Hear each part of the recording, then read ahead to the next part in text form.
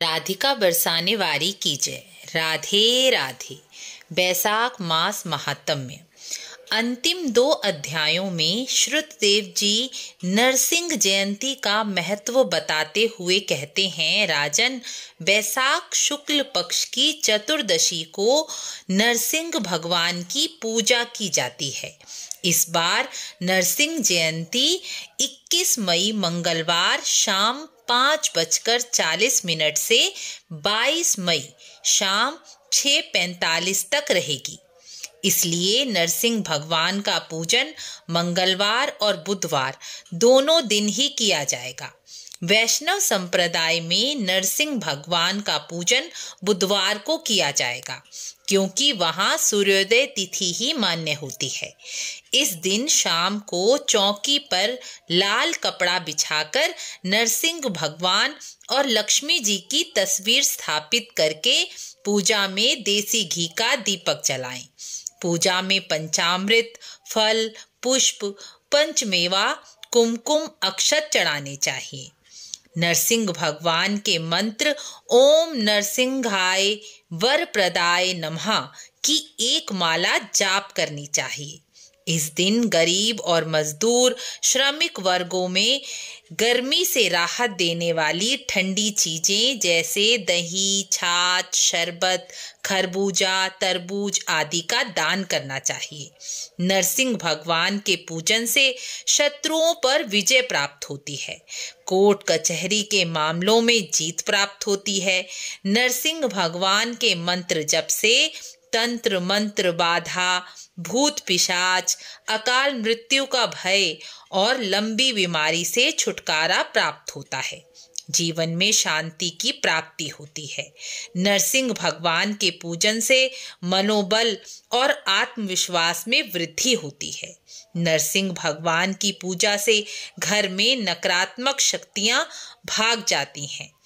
भौतिक और आत्मिक सुख के लिए नरसिंह भगवान का पूजन अवश्य ही करना चाहिए।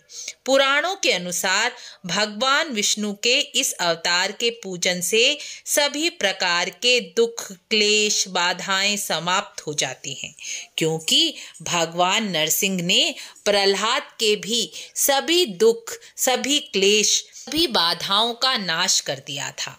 इसलिए सभी को अपने कष्टों का नाश करने के लिए नरसिंह भगवान का पूजन अवश्य ही करना चाहिए।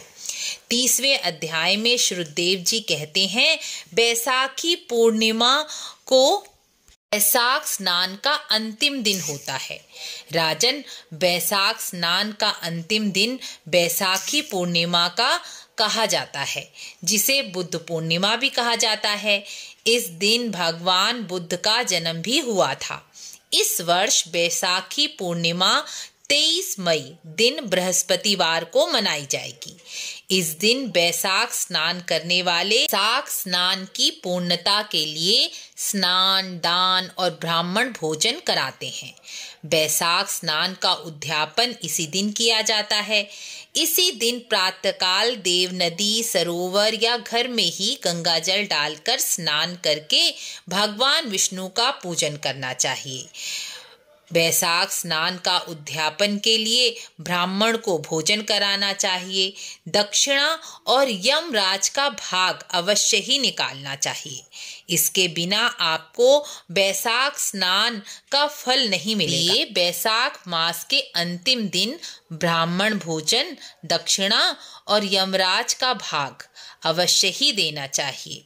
इस दिन घर में सुख, समृद्धि, बरकत बढ़ाने के लिए खीर बनाकर ठाकुर जी को भोग लगाकर घर के सभी सदस्यों को खानी चाहिए। पूर्णिमा पर खीर खाने से चंद्रमा बलि होते हैं। घर में धन, बरकत, समृद्धि की बढ़ोतरी होती है। चंद्रमा मन का कारक है। यदि हमारा मन बलि, एकाग्र और स्थिर रहेगा तो हम प्रत्येक कार्य अच्छे से कर सकेंगे। कमजोर चंद्रमा के कारण आजकल प्रत्येक मनुष्य डिप्रेशन, टेंशन से गुजर रहा है। रात्रि में पूर्ण चंद्रमा को दूध मिश्रित जल से अर्घ देने से चंद्रमा यानी हमारा मन मजबूत होगा और घर में भी सुख समृद्धि की बढ़ोतरी होगी। पूर्णिमा के दिन खीर खाने से शरीर में चंद्र तत्व की पूर्ति होती है, जिससे हमारे मन को बल मिलता है। इसलिए शास्त्रों में यह बताया गया कि जो मनुष्य पूर्णिमासी के चंद्रमा को अर्घ देता है, खीर का भोग लगाकर स्वयं खाता है, तो वह मन से मजबूत और धन्य धान्य से संपन्न हो जाता है। बैसाख मास का महात्म्य सुनाकर श्रुतदेव जी राजा जनक से विदा लेते हैं और राजा जनक पूरे बैसाख स्नान, दान, व्रत और उद्यापन की विधि को पूर्ण करते हैं और अंत में बैकुंठ धाम को प्राप्त करते हैं। जिसने बैसाख महात्म्य सुना, उसी ने बैसाख स्नान, दान, व्रत का नियम लिया। हमारे शास्त्र हमें भी यह प्रेरणा देते हैं कि हम भी जहाँ तक हो सके बैसाख स्नान, दान, पुण्य कर्म करके अपने जीवन को सार्थक करें। बैसाख महात्म्य सुनाते समय मेरी वाणी द्वारा कोई त्रुटि हो गई हो तो क्षमा करें और यह बैसाख मास महात्म्य की अंतिम वीडियो अधिक से अधिक शेयर करें, ताकि जिसने पूरे मास स्नान नहीं किया वह अंतिम दिन ही स्नान करके अपना स्वयं का भला कर सके। राधे राधे।